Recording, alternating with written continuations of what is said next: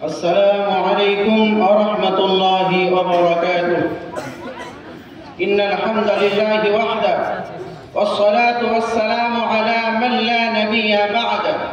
أما بعد فأعوذ بالله من الشيطان الرجيم. بسم الله الرحمن الرحيم. ومن يبتغي غير الإسلام دينا. উপস্থিত সম্মানিত আজকের বাৎসরিক আঞ্জুমানের যোগ্যতম সভাপতি মহাশয়, বহিরাগত আগন্তুক মেহমান বর্গ, আমার শিক্ষাদাতা মহোদয় মণ্ডলী, অত্র মাদ্রাসার ছাত্রবৃন্দ, আজকে আমার বাৎসরিক আঞ্জুমানের সংক্ষিপ্ত বক্তব্যের বিষয় পাশ্চাত্য সভ্যতা বনাম ইসলাম। আজকে আমরা মুসলিম হয়ে পাশ্চাত্য সভ্যতাকে গ্রহণ করেছি। শুধু তাই নয়, আমাদের চলনে, গগনে, প্রস্থানে, ব্যবসা বাণিজ্যে, মানুষের সাথে বাক্যলাপে, খেলাধুলায়, হাটে বাটে, বাজারে, সকল জায়গায়, সকল ক্ষেত্রে পাশ্চাত্য সংস্কৃতিকে গ্রহণ করেছি। মহান আল্লাহ তাবারাক ওয়া তাআলা সূরাতুল আলী ইমরানের 85 নম্বর আয়াতে বললেন, ওয়া মান ইয়াবতাগি গায়রাল ইসলামি দীনা ফালান ইউকবালা মিনহু ওয়া হুয়া ফিল আখিরাতি মিনাল খাসিরিন। যে ব্যক্তি ইসলাম ব্যতি রেখে অন্য কোন দিনকে তালাশ করবে, অন্য ধর্মকে যাচাই করে সেই ধর্মের অনুসরণ করবে, সেই ব্যক্তির আমল গৃহীত হবে না এবং সেই ব্যক্তি আখিরাতে ক্ষতিগ্রস্ত হবে। সেই ব্যক্তি পরকালে ক্ষতিগ্রস্তদের অন্তর্ভুক্ত হবে। এই কথা আল্লাহ তাবারাক ওয়া তাআলা বললেন।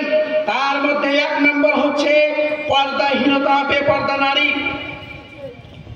আজকে আমরা পৃথিবীর বুকে বর্তমানে অধিকাংশ পত্র পত্রিকায় ধর্ষণ আর ধর্ষণের খবর পাওয়া যায়, কিন্তু এই ধর্ষণের মূল কারণ কি আমরা কি জানি? এই ধর্ষণের কারণ হচ্ছে পর্দাহীনতা, বেপর্দা নারী। আজকে মুসলিম সমাজে পর্দা উঠে গিয়েছে, যা ইসলামের মৌলিক বিধান। এর বিপরীত পাশ্চাত্য সভ্যতার ছোঁয়াপে আমরা পর্দা করা ছেড়ে দিয়েছি। এই জন্যই বেশি ব্যভিচার, এর জন্যই বেশি ধর্ষণ। এর একমাত্র কারণ হচ্ছে পাশ্চাত্য সভ্যতার ছোঁয়া। এক কবি বলেন, যে মেয়ে ছিন্ন ভিন্ন আর জঙ্গলে তাকে পেয়ে আমি কি তাকাবো আকাশের দিকে বিধির বিচার চেয়ে। যখন ধর্ষণ হয়, একজন মহিলার উপর অত্যাচার হয়, তখন আমরা আল্লাহর উপর বিচার ছেড়ে দিই।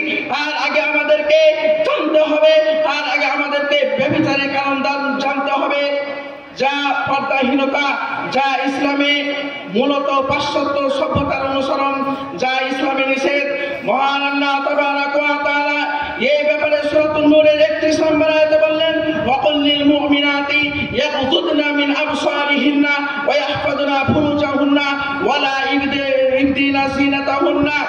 এই নবী সাল্লাল্লাহু আলাইহি ওয়াসাল্লাম বিশ্ববাসী ঈমানদার নারীদেরকে আপনি বলে দেন, তারা যেন তাদের দৃষ্টিকে এবং তারা যেন তাদের লজ্জা স্থানকে হেফাজত করে এবং তারা যেন তাদের সৌন্দর্যকে মাহরিম ছাড়া অন্যদেরকে যেন প্রদর্শন না করে।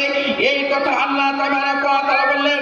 আমরা জানি আজকাল পুরুষেরা প্যান্ট শার্ট ব্যবহার করে, আজকে পুরুষ মানুষেরা সুগন্ধি ব্যবহার করে, তারা রাস্তাঘাটে বাজারে অতিক্রম করে।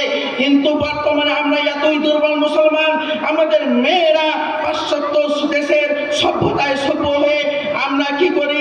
সুগন্ধি মেখে আমরা প্যান্ট শার্ট ব্যবহার করে আমরা রাস্তাঘাটে চলাফেরা করছি, আমরা পুরুষের মাঝে গমন করছি। অথচ নবী করিম সাল্লাল্লাহু আলাইহি ওয়াসাল্লাম এই বিষয়ে কঠোর বাণী উচ্চারণ করেছেন। নবী করিম সাল্লাল্লাহু আলাইহি ওয়াসাল্লাম বললেন, আইয়ুমা ইমরাতিন ইস্তাতারাত সুম্মা মারাত আলাল কওমি লিয়াজিদু রিহাহা ফাহিয়া জানিয়াতুন। পুরুষেরা গন্ধ পাবে এমন উদ্দেশ্য নিয়ে কোনো মহিলা যদি সুগন্ধি মেখে যদি কোনো পুরুষের মাঝে গমন করে রাস্তাঘাটে চলাফেরা করে, সেই মহিলা একজন ব্যভিচারিণী মহিলা বলে গণ্য হবে। এই কথা আমার নয়, এই কথা আল্লাহর নবী সাল্লাল্লাহু আলাইহি ওয়াসাল্লাম বলেছেন। যুবক আপনাকে বলছি, আপনি অভিভাবক হয়ে গিয়েছেন, আপনি গার্জেন হয়ে গিয়েছেন,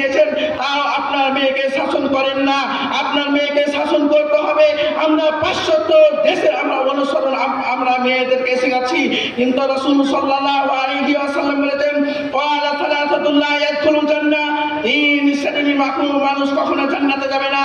তার এক নম্বর হচ্ছে আবাদাত দায়ুস, যে ব্যক্তি তার পরিবারে ভেঙে আপনার সুযোগ দান করবে।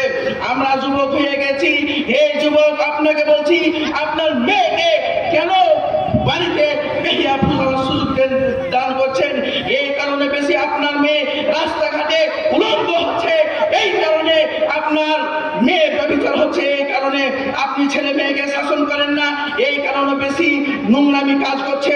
অথচ মহান রাসূল সাল্লাল্লাহু আলাইহি ওয়াসাল্লাম বললেন মুরু আওলাদাকুম বিসসালাহ ওয়া হুম আবনাউ সাবঈ সিনিন, যখন তোমাদের ছেলে মেয়ে 7 বছর হয়ে যাবে তখন নামাজ পড়ার আদেশ দিবে, ওয়াদরিবুহুম আলাইহা ওয়া হুম আবনাউ আসরি সিনিন, আর যখন 10 বছর হয়ে যাবে তখন তাদেরকে পিটে পিটে নামাজ পড়ার আদেশ দাও। ওয়াদরিবুহুম আলাইহা ওয়া ফাররিকু বাইনাহুম ফিল মাদাজি, এবং যখন 10 বছর বয়স হয়ে যাবে তখন তোমরা তাদেরকে বিছানা পৃথক করে দাও। 2 নম্বর হচ্ছে এই মোবাইল ফোন। বর্তমানে যুগ হচ্ছে সোশ্যাল মিডিয়ার যুগ। আজকে বর্তমানে সোশ্যাল মিডিয়ার যুগ। এই সোশ্যাল মিডিয়ার অন্যতম মাধ্যম হলো এই মোবাইল ফোন। বর্তমানের যুগে কেউ যদি কাউকে ফোন করে, আমরা ফোন ধরলে হ্যালো শব্দ দিয়ে শুরু করি, যা এটা ইসলামের নীতি নয়। ইসলামের নীতি হচ্ছে কথা বলার পূর্বে সালাম দিতে হবে। রাসূল সাল্লাল্লাহু আলাইহি ওয়াসাল্লাম বলেছেন মান বাদআ বিল কালামি ওয়া ক্বাবলা সালাম ফালা তুজিবুহু, যখন তোমরা কথা বলবে, কথা বলার পূর্বে তোমরা যদি সালাম না দাও, রাসূল সাল্লাল্লাহু আলাইহি ওয়াসাল্লাম ওই ব্যক্তির সাথে কথা বলতে নিষেধ করে দিয়েছেন। 3 নম্বর হচ্ছে ছোটভাবে চুল কাটা। এবার আল্লাহ রাব্বুল আলামিন